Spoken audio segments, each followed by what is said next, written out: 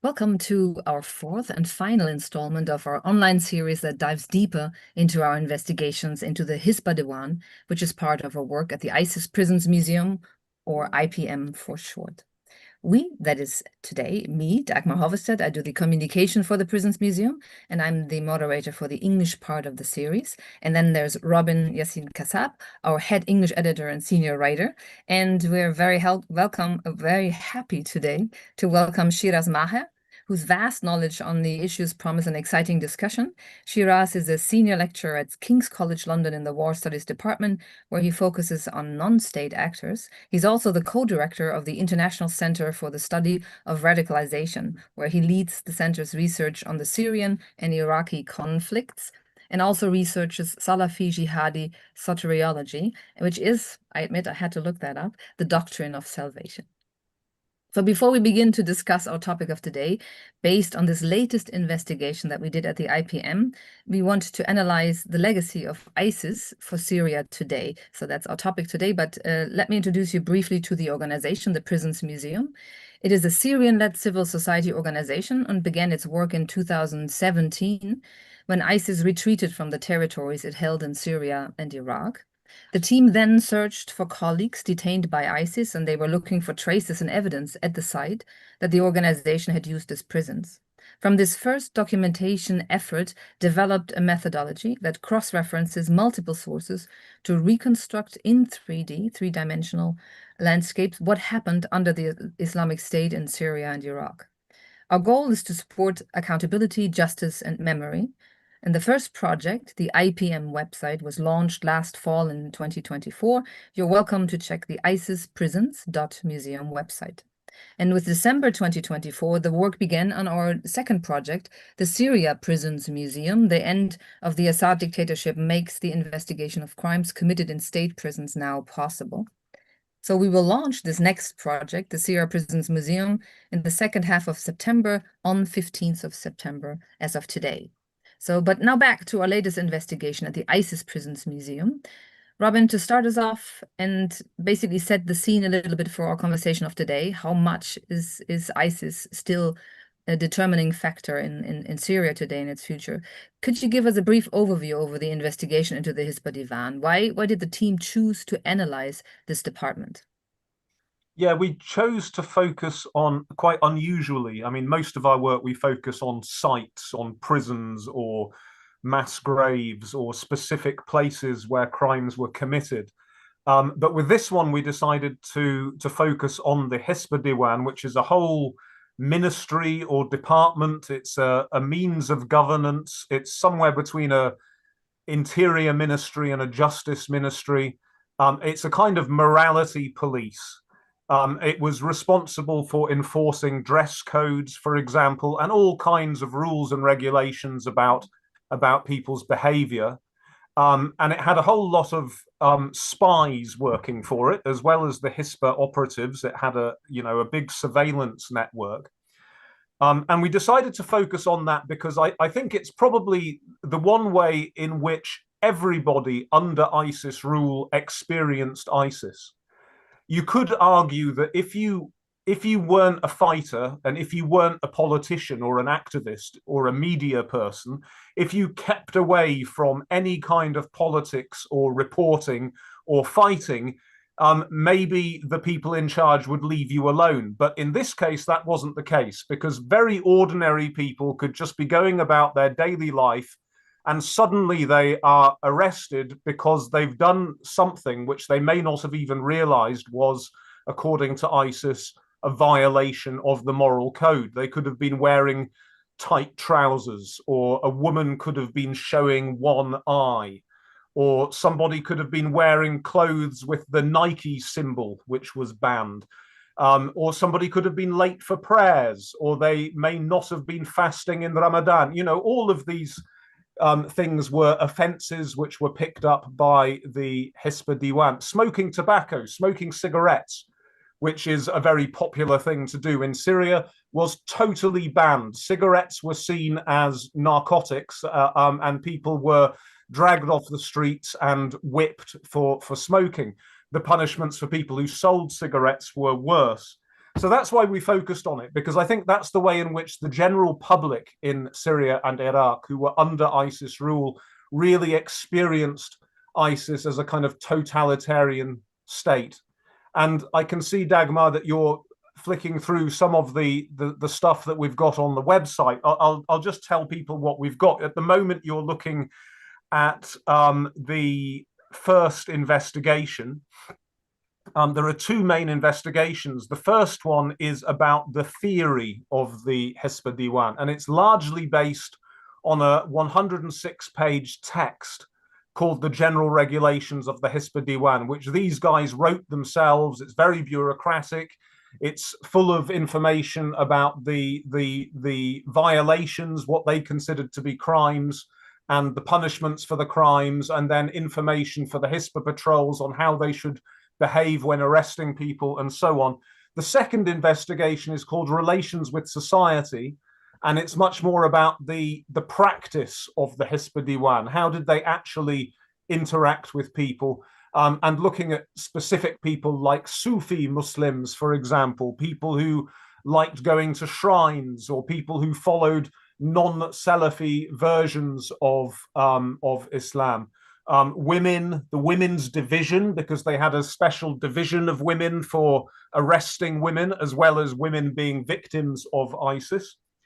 And then we've also got, as usual, the Prisons Museum has got 3D tours of prisons. So we've got 3D tours of Hisba prisons. I think there are lots of prisons specifically dedicated to the Hisba Diwan.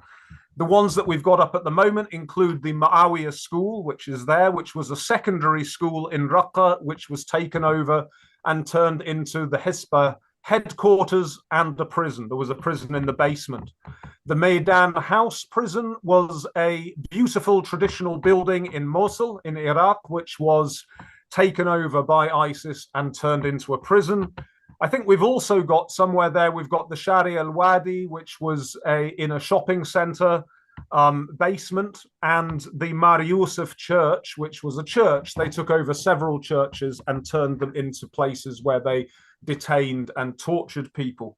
As usual, we've got dozens of witness testimonies, former prisoners talking about their experiences. We've got an interview with Abu Saif, who was an interrogator for the Hisba Diwan.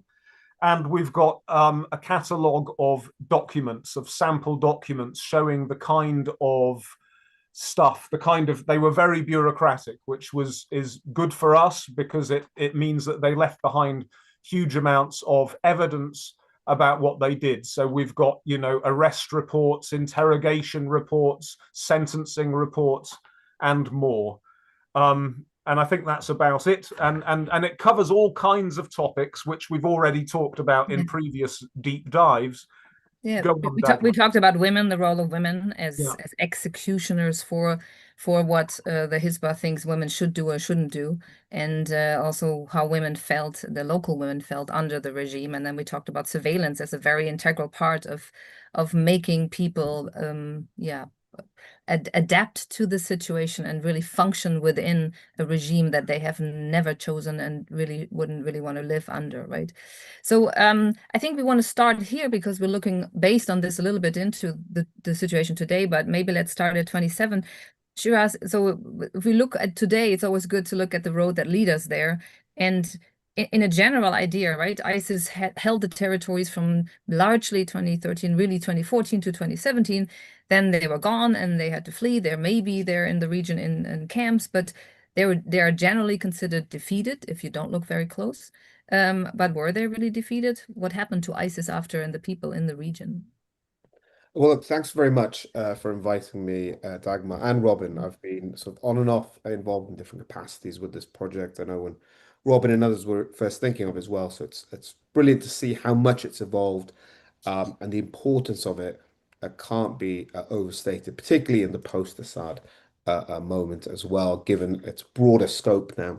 Just wanted to say something quickly before answering your specific question. When Robin was speaking, I thought people watching who aren't necessarily familiar with the region, aren't necessarily familiar with ISIS, might be thinking, why was it important for them to have a Hispa Diwan? Why do you even need something like this? And why would this group, which is on the one hand, very concentrated on and fixated on its military front lines, expanding the scope of its territorial holding stuff, also worrying about whether a woman is showing her hair in Raqqa, whether someone's having a cigarette in Mosul. And I think it's important to stress the reason for this was that the basis on which ISIS was seeking to predicate itself, its claims to authenticity and to legitimacy as being an Islamic power, and I put that in inverted commas, it's not a value judgment I make, but that this is how it itself was seeking to project itself, then there is an injunction in the Quran to command the good and to forbid the evil. And as far as the group is concerned, this requires really active, minutiae demonstration on the ground. And so there was an alphabet soup of different groups claiming to be these authentic Islamic movements operating within Syria. ISIS would use this as its benchmark of authenticity. Say, well, look, here's what we're doing here. You guys aren't the real deal. You're not as um, hardcore doctrinaire as extreme as us, and therefore this demonstrates that we're really following the truth and you're not.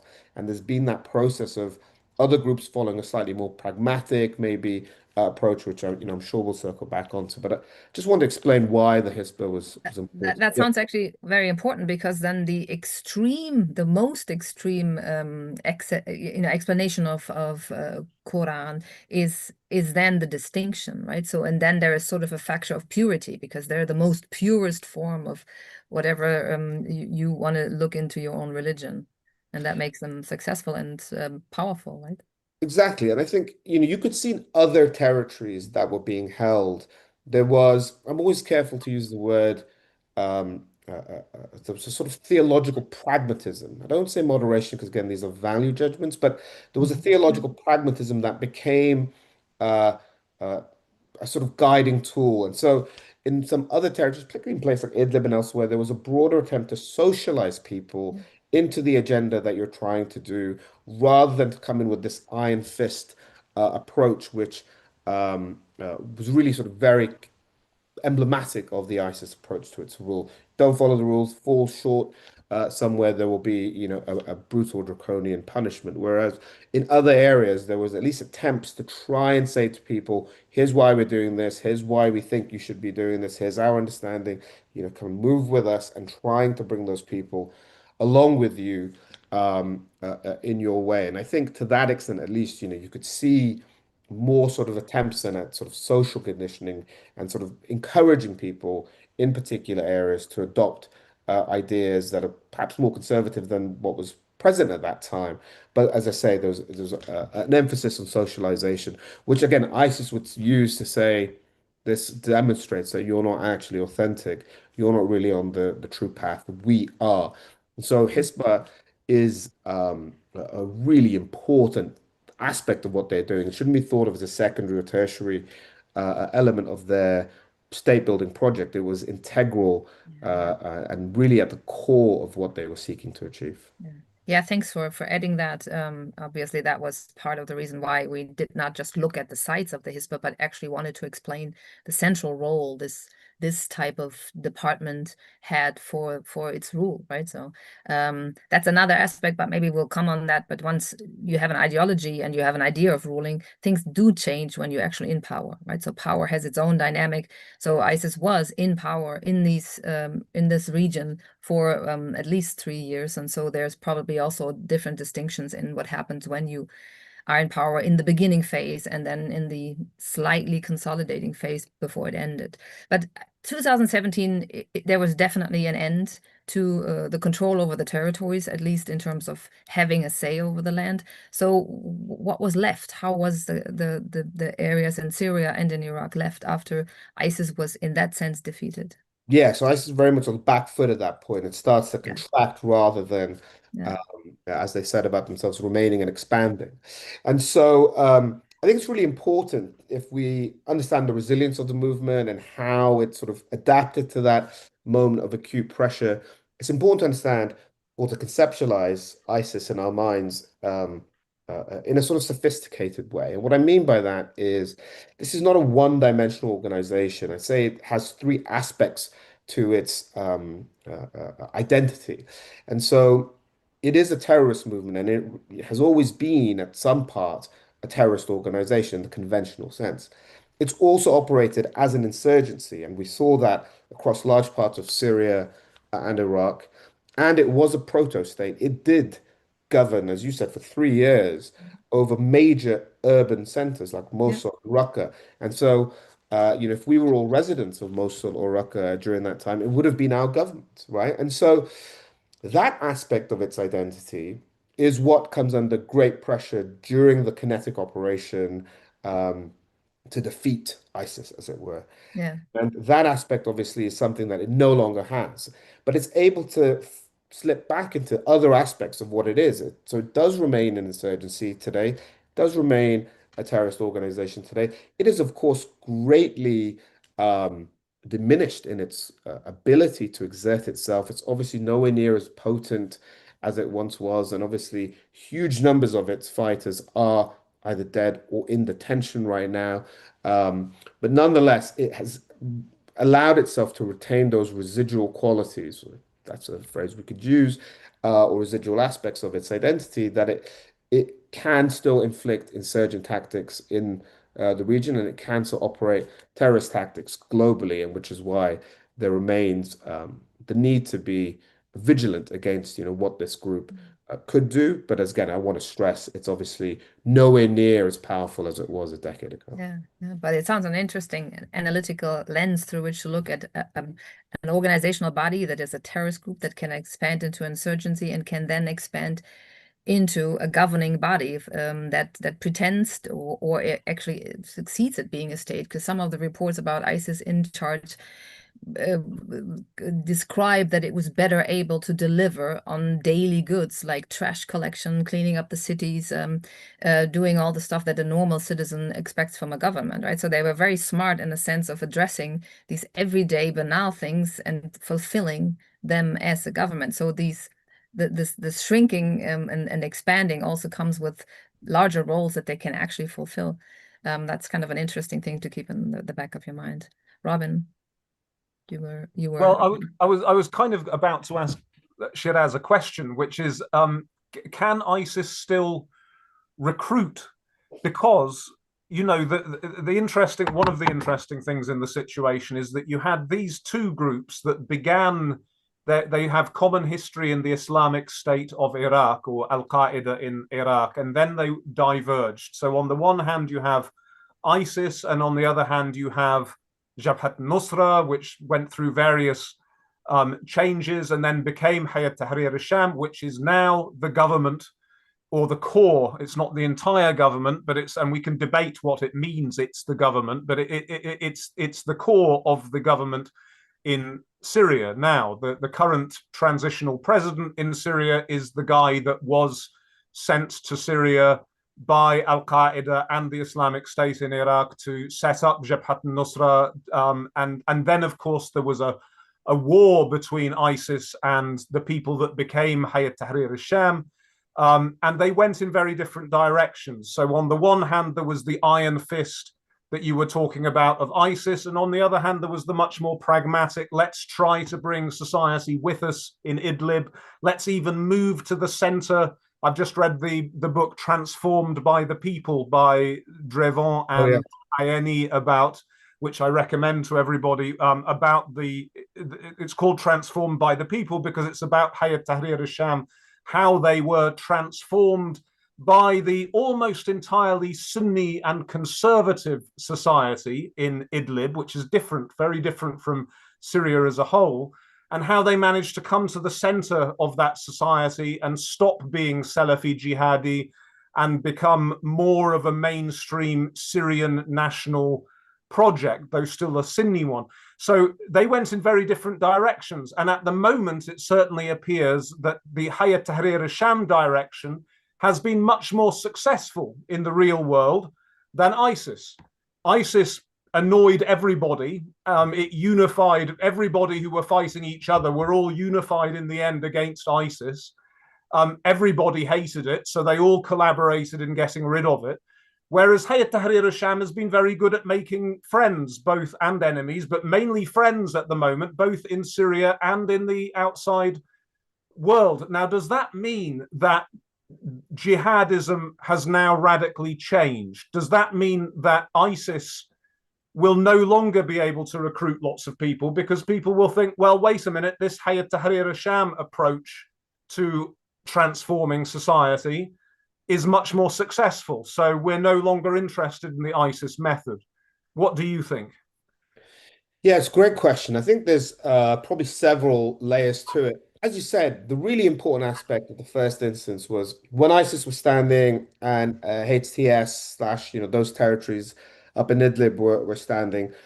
You could see even by the way people were reacting who were not affiliated to either movement, how they were taking to it. So, for example, there was that big sense of the Assad regime would do its starve or surrender policy in certain territories, and then you could leave and go via the green buses to Idlib. And there were a lot of people who elected to go and live in Idlib under that project at that time who were not in any way affiliated with HTS or even sympathetic to it, but they saw it as the lesser of the two evils between the regime and the project that was being operated in northwest Syria. Now, nobody went to ISIS territory and elected to say, well, I'll go live there under that. And in fact, something ISIS consciously addressed, in fact, when there was that huge wave of Syrian refugees coming into Turkey and elsewhere, ISIS was saying, well, here's your Khilafah. Why aren't you coming here? But of course, people, for very obvious reasons, weren't going there, which seemed to perplex them at least. So you could see there, and sort of almost people voting physically with their bodies about where they chose to go, that there was a sense that HTS was trying to be responsive and receptive and at least acknowledge and be aware of the people it was seeking to govern over up in the northwest, up in Idlib.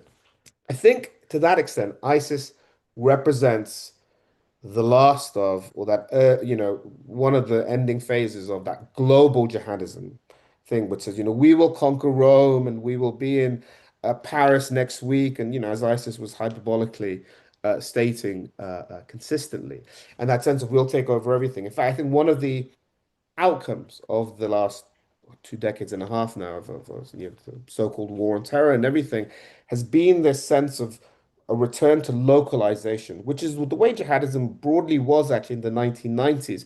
If you remember, you had the Libyan Islamic Fighting Group, you had the various Egyptian groups, you had Algerian groups, even though a lot of them had grouped in in the Horn of Africa after leaving Afghanistan, they actually just worked on their own sort of national issues and sort of a phase of Islamo-nationalism, which then became a global jihadism. So I think we are seeing a return to that uh, uh, uh, at the moment. However, the challenge now for Ahmed al-Shara and for the government of Syria is how to contain the more radical elements who are present, who are talking about what's happening, saying, well, we didn't fight jihad in Syria for 15 years for uh, um, to not have a conservative and sort of almost quite sort of solo interpretation of Islam, which is our interpretation of Islam, being implemented at state level. And you can see that debate taking place across a variety of issues, whether that's the role of minorities, different sects and ethnicities, women's place in public life and in society, the relationship with Israel, which has obviously really affected issues in the south of the country. So all of these different aspects have been hotly contested. And it's worth saying it's not a one-way debate. Yes, there are the extremists who are saying, we must impose our will on the minorities, we will do this, and all of the things we've become accustomed to. But there are also significant people such as Atun, such as Abdullah Muhaysini and others who are actually articulating an interesting, pragmatic, evolving, and accommodating, I think it's worth saying, Islamic picture, which is going to be important. That's going to be necessary um, for the government in order to develop a system that can accommodate all of Syria's multifaceted aspects of sects, ethnicities, religions, and so on. And Shiraz, you mentioned something right now that is sort of certainly a legacy of ISIS, that, for instance, the SDF and other forces fought actively against ISIS, right? So there is a sense of we fought these guys very bitterly, very hard with losses for quite some time to come up with a different system and not their system. So there is certainly also the anti-ISIS idea in building something in Syria, right?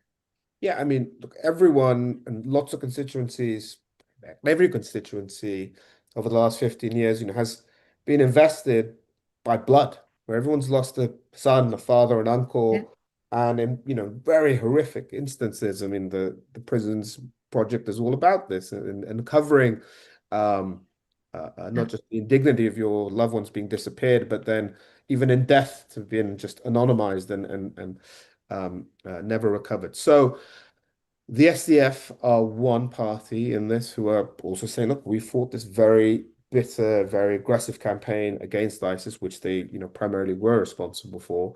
And they obviously have their own interests that they are seeking now to both protect and advance in the new setup. And it's an extremely complicated issue, I suppose, which I don't know if we want to cover that today, but obviously getting into the SDF and Muslims' relations with Damascus and Ashara and all of the rest of it, and how events in Suwaid have obviously emboldened SDF as well now.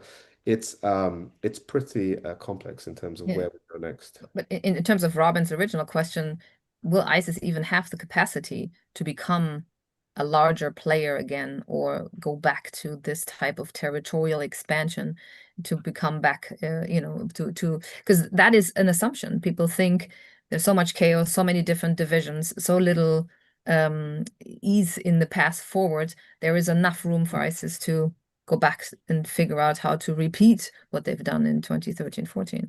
Do either of you think that that's in there? I mean, Robin, your question went in this direction, right? Yeah, sure. We'll see what Shiraz says about that. I mean, my answer to it is I don't think so, but it all depends what happens. I mean, if um, we were kind of verging on the edge of talking about what happens now with the SDF and with the Druze militias and with the Alawis who may not be happy and the sectarian problems that are arising. And if all of this does lead to some kind of civil war or to some areas of the country on the margins of the country being in a continual state of chaos or insurgency or whatever, then you could imagine scenarios in which if stability properly breaks down again, then ISIS could come back because these groups are great opportunists. They arrive wherever there is a vacuum, a power vacuum, wherever there's chaos, wherever they can get in the middle of fighting and set up their own thing.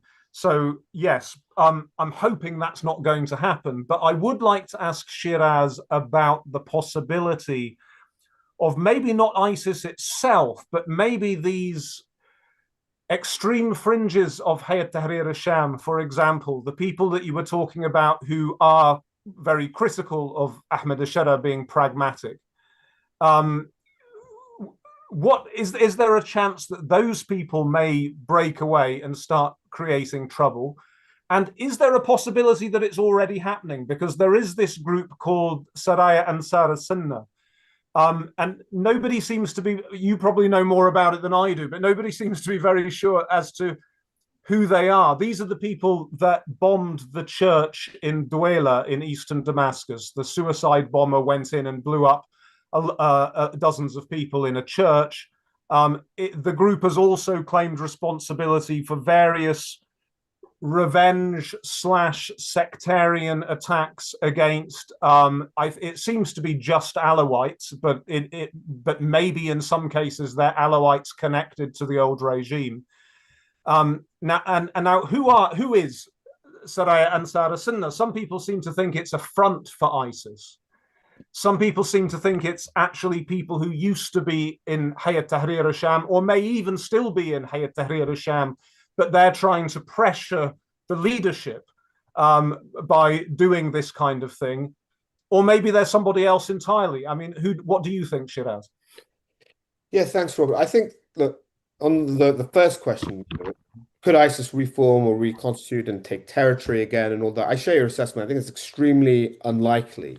Not because of conditions on the ground. You're right. They thrive on and exploit chaos, instability, and human desperation, right? So I think, Dagmar, you're making this point actually that imagine if you're an impoverished person living in Raqqa and the war started and all the unrest that came with that, And now ISIS has come. You don't necessarily like this thing, but it's created a degree of stability. You know, you can feed your family with greater ease. You haven't got quite so much worry about the bombings now and stuff. There was a degree of stability, and that just comes down to basic human security. I'm going to go to the shop. I have an expectation I will return from the shop. And therefore, life's got a little bit better. So there was an aspect of that. However, I think, firstly, ISIS doesn't have the numbers anymore at least that are free, of course, inside the prison system, which is somewhat porous. It does have a number of people, but I don't think it has the right number of people on the ground today to reconstitute that. But also, everyone is equally invested, from the SDF to the government in Damascus to the international community, not to see that resurgence. So I think, excuse me, I think the way we were all of us, the international community and so on, caught on the hop with the emergence of ISIS and its ability to constitute itself the way it did, that won't happen again. And there will be I would agree insofar as that ISIS turned out to be very well prepared. They spent years in those territories to understand the social fabric of the cities and the towns, and they knew exactly who to co-opt and who to kick out. And all this is intelligence, right? So when this is if everybody else was distracted, certainly in Syria and Iraq, not paying attention to this right now, I don't think people are not distracted. They will notice if there is a preparation to prepare this type of power grab again. But yeah, I think the type of chaos that makes them thrive will not be an instant moment where all of a sudden out of the blue they're back and do the same thing before. That seems not likely. It was essentially a revanchist Ba'athist intelligence organization, right? That was coming back off the back of 2003. And so that allowed it to not just have these fighters on the ground and stuff, but to have a bureaucracy that was able to sustain the kind of movement that we saw for a period of time. To your second point, Robin, I think the pressure, my own feeling about what we're seeing is that this is a breakaway faction of HTS rather than being a reconstituted ISIS. But don't forget, there was also a lot of ISIS guys who fled to Idlib, and when the ISIS territories fell, and so even that sense of, oh, I'm ISIS now, I'm HTS now, there is overlap, as with all of these things. People move and switch allegiances, and so on. So it's quite plausible and possible that people who became disillusioned with the ISIS project, with the fall of its territory, who had moved to Idlib, spent several years there, had at least embraced some aspects of the HTS project, who now, though, see the attempts to rule the whole country as being not good enough. And, obviously up in Idlib, it was a very, very different picture. There was an aspect of either the local community, which has always, been there, but also people who were electing to go there, like we talked about, who were going from other parts of Syria. They were also invested in the success of that project and not rocking the boat because the alternative was the regime. But today, if you're the Druze living in the south, if you're Christians living in Aleppo, if the Alawites on the coastal provinces, you didn't elect any of this, you didn't choose any of it, it's happened. And so there's obviously understandable fear there, but also there's pressure on Ahmed al-Shara now to reach out to much more difficult constituencies and reach out to new communities that he has not interacted with before, to try and win them over and to do that. And the process of doing that is what is then, I think, agitating some of the hardliners who are saying, we don't fight for this. This is not what it was about. And so you are seeing a fascinating debate and discussion take place now within the jihadist movement about what, a civic state should look like, if it should be a civic state or indeed should be an Islamic state. And so I think that's the challenge and the contention that Ahmed al-Shara has to deal with now. It's also a matter of trust, right? Can you really ever leave behind the formation as a jihadist fighter? Or are you just always going to be the wolf in the sheep's skin, right? Because people, to me, it feels like also a matter of trust. Does that ever happen? Is there a successful person that can embody this, and can that be trusted? Can I follow that up? Because Yes, sure. I've been talking to a lot of people recently about what's been happening in Sweden and trying in the south of the country, and the fighting, massacres of Druze and mass displacement and killings of Bedouin, and Druze militias, government-affiliated militias, and Bedouin militias all committing crimes, to be as neutral about it as I can. But talking to some people, people have been telling me about very problematic checkpoints on the Damascus to Sueda road, and two checkpoints in particular very problematic, and one of them very, very problematic. And people have been saying to me that, oh, the guys at these checkpoints are ISIS. And I say, what do you mean they're ISIS? They can't be ISIS. This is the government which has had a war with ISIS, and and they're saying, no, no, these guys are wearing ISIS patches. And I'm saying, no, no, no, that's not an ISIS patch. It just says the Shahada. And then somebody's come back and said, no, no, no, I know what the ISIS patch is. And he's shown it to me, and it actually was the ISIS patch. It wasn't just the Shahada. It seemed to be different from the HTS one. And they were talking about, they were saying, whatever happens at the top levels, at the lower levels, these guys are often interchangeable. And that's happened before in South Damascus, for example, when the opposition factions, which involved the Free Syrian Army and Nusra, were pushed out of South Damascus by Assad. And then ISIS came in. And in a lot of cases, the Nusra guys just said, okay, now we're ISIS guys, and they stayed in the area. Now, to what extent, Shiraz, do you think that's happening? That although there probably is, I hope there is, a very clear distinction up at the top between ISIS and Hayat Tahrir al-Sham and the current government, maybe at lower levels amongst the fighters, there isn't always this clear distinction. Well, I think that's 100% true. And that's emblematic of also the last 14, 15 years of this conflict, right? The government does not have the monopoly on violence. I mean, that's the obvious starting point, and it's not going to for a very long period of time. The problem is HTS, even if you just take the HTS fighting force, it's not enough to control Syria at this moment in time. That means in every instance at local levels, there are deals being made, there are empowered, strong militias. And of course, it's gone on for so long that tied up with all of this is an economy. These groups are not just self-sustaining sort of military units, but they are economic units. And again, we've heard in a number of cases with Suez and stuff, some of this is also linked back to the drugs trade, which have become a really significant part of the Assad regime's sort of survival plan. So there's all these different things happening. And it's not just limited to this instance. I think it also explains to an extent what we saw with the coastal violence several months earlier that took place there, where groups rushed in, right? And so again, to what extent is Damascus directly responsible for what is taking place? To what extent is someone halfway down that chain saying, okay, Akhi, I'm going to look the other way on this.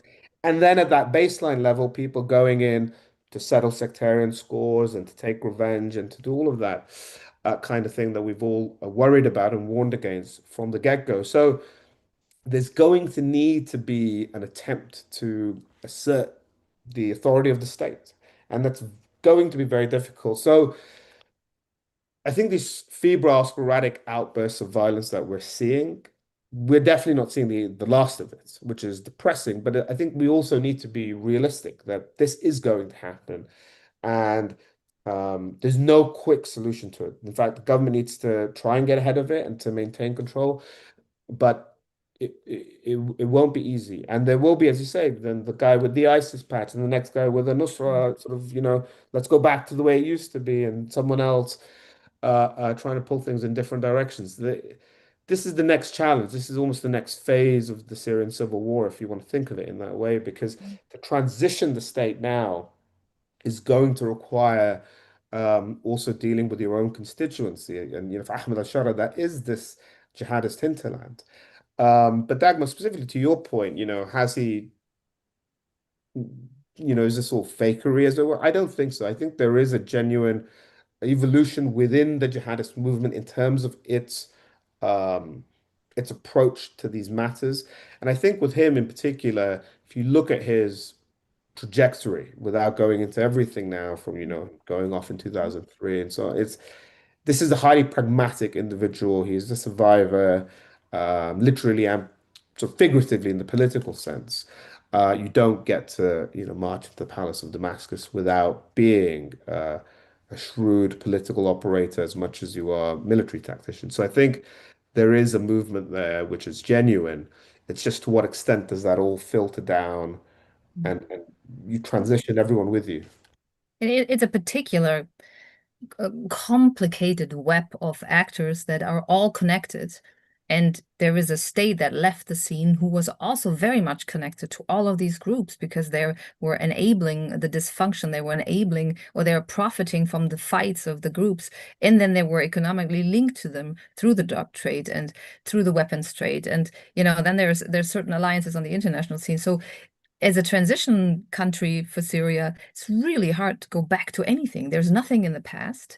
And those actors that are active now only know this type of, push and pull against each other to see for territorial hegemony or some kind of fight against the other group. And there's no, this has to basically be built from scratch with all the knowledge of the past 15, 20 years or 50 years. That is not really a good guideline, right? So it's really hard to see, because when we start this talk about the legacy of ISIS, ISIS is intrinsically linked to all of this, right? So you can say there's a certain thing of ISIS that makes it particularly terrible. And obviously there are still guys who like to wear their patch and nobody is doing anything about it. But it's so connected to everything else that that it's almost all within itself. One part moves, everything else moves. And so that's to me, that's the biggest challenge, to see where Syria can find its own footing. So yeah. I just wanted to go back to one kind of fairly obvious thing about the Hispa Diwan itself. The question is, do you think that there's any chance of the new authorities in Damascus trying at some point to bring in something similar? I have my own answer, but I'm going to wait for Shiraz and then I'll disagree with it if need be. I don't think it would be anything like what we saw the ISIS Hispa doing. I think early on there was an interview very, very early on after the fall of the regime with Ahmed al-Shara where they asked him something along these lines. I've struggled to find it since, actually. So if anyone has it, I'd love to watch it again. But I think he said something about, it's better to encourage people than to force people. And that sort of suggested to me there was this nod to the Hispa idea that there might be a sort of broader sort of, socializing campaign that says, it'd be good if you, don't smoke, and it'd be good if you wear modest clothing, whatever that is, and all those kinds of things. But will we see Hispa patrols going around and that kind of thing? I suspect not. But yeah, that's what I think. So what do you think, Robin? I agree. I think, just before we went on live, we were having a chat about how, it looks like every so often a trial balloon goes up. I remember, for example, a few weeks ago or a couple of months ago now, the tourism ministry suggested that maybe there was going to be a dress code for beaches. So there would be no bikinis. Burkinis were approved of, and bikinis were not approved of, and men should cover their chests. And they said this won't be applied to five-star hotel beaches. And then there was a big storm of criticism, especially on social media, from all kinds of Syrians saying, what, so you have to be rich in order to take your shirt off at the beach, or in order to wear a bikini? What's this about? Why can rich people break the moral rules, but poor people can't? And then they kind of backtracked. No, we didn't mean it. We're not going to do that. And then there's just been a recent thing about Damascus University. At the head of the fine arts department has said that there will be no nude modeling for artwork, and that students' projects will have to be monitored to check that they're in line with moral standards, and people are protesting about that. And it's kind of difficult with all of these things, as with other things we've been talking about, to know how much of that is coming from the very top and how much of it is coming from just people who now feel enabled to say and do this kind of stuff. But personally, I don't think they're going to be so stupid as to bring back dress codes, or certainly not in a forced way. I think they've learnt the lesson from ISIS. Everybody hates that and fights against it. And I mean, even in Idlib, as I just read in the Transformed by the People book, there's another plug. I'm not being paid by them. But as I've just read in the book, there was actually an attempt by the local parliament, if you like, in Idlib to come up with a new Hisba Diwan, to come up with a new morality police and a set of regulations. And they actually squashed it. The authorities actually said, no, we're not going to have this law. It'll cause too much trouble with our foreign friends. It'll cause too much trouble with the media. We're not going to do it. And I think that's a sign that they are not going to do it in this direct, top-down, authoritarian way. I think the trouble in Syria is about other things. I think that's a bit of a red herring. I think it's the real problem in Syria is how we can get all of the different communities living together, feeling free and safe, and not feeling that one religious group is trying to, or one, it's almost like an ethnic group rather than a religious group. I don't think it's about theology. It's about communities feeling safe together in the same country. That's what's proving to be really difficult. I don't think we need to worry at the moment about bars being closed and women being forced to wear hijabs. And yet it may be happening on occasion, but I think what both of you are describing is also a culture of negotiation around this. So there's a high sensitivity for it to happen. So there's protest against it. And then there's the desire to test it and see if this is what we should do now or how do we deal with this, right? So it's in a way, it's what Syrians need to do, figure out how do we want to live, how much of religion or how much of secularism is in our society, how do we deal with this, and with the sectarian violence. I think that's, in a way, that's a good sign, but it's still very much not finished, that project. One last point maybe to talk about before we finish up our discussion. There is one legacy of ISIS, and that is tens of thousands of people in big camps in the northern parts. Is there any capacity of the Syrian state to deal with this, and what's going to happen there? Is that even a topic? Does anybody still want to deal with this in Syria or Turkey or Iraq, Kurdistan? Shiraz? I was going to let you start on. I can if you want. I mean, I just think that it's a mess. It's a terrible mess. I think, again, probably Shiraz knows more about it than me, but I think there are discussions going on. I think there is some kind of movement where the central Damascus government is talking to the autonomous administration in the northeast, the SDF territories, about how are we going to deal with these people. And I think some people are leaving these camps. In general, that has been a disaster waiting to happen for years.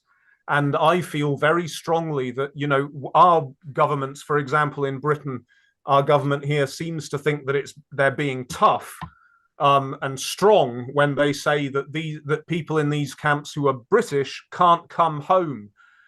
They've lost their nationality. They have to stay there, like the famous case of Shamima Begum, who was only 15 when she went out there. And I think that's not being tough. I think that's a delegation of responsibility.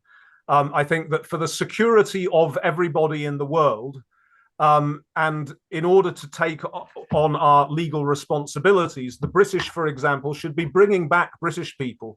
And if it's judged that they're dangerous, they should be put in prison. And if they're not dangerous, they should be rehabilitated. And every country in the world should be doing that. They should be taking back their nationals and either putting them in prison or rehabilitating them, or a combination of the two. Because leaving these people closed in a camp is obviously a disaster on lots of levels, and it's a security disaster waiting to happen. Shiraz. Thanks, Rob. I agree with all of that. I think just momentarily look at it, the deprivation of citizenship the UK government uses is absolutely outrageous strategy, and creates a two-tier citizenship, which is extremely unhelpful. I think when you're looking at the camps, there's probably two or maybe three aspects to it, right? So there was the pre-Assad reality of the fact that there were um, tens of thousands of people being detained in these camps. Now, the overwhelming majority are Syrians and Iraqis, right? So it's primarily a Syrian and Iraqi Yeah. issue.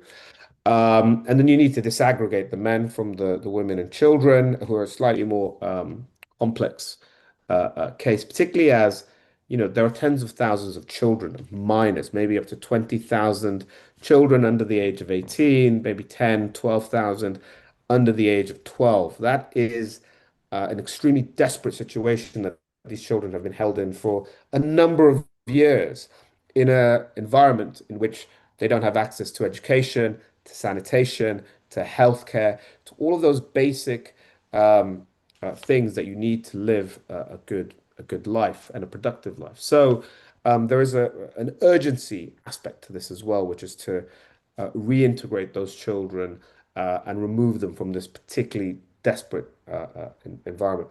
Then you have the aspect of foreigners who've been there who are clearly we need to investigate, right? We know women were complicit in ISIS crimes. Now, in some cases, I'm sure women were taken there against their will. In other cases, they were electing and freely choosing to go there and to join the ISIS enterprise. So we need to investigate that. And similarly with the men, I think it's less plausible that anyone sort of just happened to find themselves there. People were electing to go and to be part of that project. Now, since the fall of the Assad regime has happened, it's always been the view, I think, of the Western states that the ideal scenario would obviously be to prosecute them in country. If you go to France and commit a crime, you're prosecuted in France. You don't return to the UK or Germany or whatever and face justice there. That was obviously completely impractical and a no-go under Assad. Now, as Robin was saying, to the best of my knowledge, there have been contacts between the central government and those guys. I think it's a good win for the Syrian new administration to also say, here we are prosecuting ISIS members in country in open trials. And it's the kind of thing I could imagine there being a sort of easy supply of money from Western and international states to say, oh, you need this much to, you know, build a better prison, to build a court system. Here it is, and to train up judges to deal with that. I Yeah. think the broader politics of it is the SDF, like other actors as well, I'm not getting into a point scoring situation, but they are a self-interested group as well. They have their own interest that they need to protect. And the greatest bit of leverage so far for them has been the holding of these ISIS fighters, which has given them international standing. It's given them international leverage and direct lines of communication into Washington and elsewhere. And so that's going to remain an important aspect, like Robin was saying. How do you get all these communities living together? Well, when you're asking one community to give up its sort of golden chip that it has, it say, well, hang on, look, we have the ISIS guys, then you know that becomes a very powerful tool when they were staving off Turkey, for example, when they were trying to balance out other considerations. So there's going to have to be a process of also reassuring the SDF that handing over these guys for prosecution by the central government isn't a sort of either negation or diminishing of their role. This is a Syrian enterprise, a Syrian project, and it's for the good of the country overall. So I don't think it's straightforward what happens next. Although there have been contacts, there's also been backsliding in the relationship between Mazloum and Ahmed al-Shara and so on. So I think it's it remains all to play for. But the obvious answer seems like it's present and the people have identified it. Um, it's uh, it's as we've seen in Syria many times, the obvious answer, the best answer isn't necessarily the one which becomes manifest. Well, thank you too. Thank you, Shiraz. Thank you, Robin. That was fascinating, interesting. This type of conversation will happen a lot more in the next years. None of this is easy to solve. In the meantime, the Prison Museum tries to, in the case of ISIS, at least make sure that we don't forget what it actually meant to be living under ISIS. And there's so much accountability still to be had, so many crimes completely unaddressed. Same will happen with the Syrian prisons. And I personally think the mission to give at least people access to the truth, to the facts, to what happened, is a very important and powerful tool to rebuild Syria, right? So see where it goes. Well, thank you for discussing the legacy of ISIS for Syria today. Tomorrow, my colleague Omar Al-Assad from the Prisons Museum, our head Arabic editor, will welcome Syrian journalist and analyst Hussam Hammoud from Raqqa again, and they will talk about the same topic, the legacy of ISIS for Syria in Arabic on our YouTube channel. And you can see all of the 8 different installments on the YouTube channel from now on. We thank you. I thank you both for your expertise and everybody else who's watching for their interest. And thank you, and keep in touch with the Prisons Museum.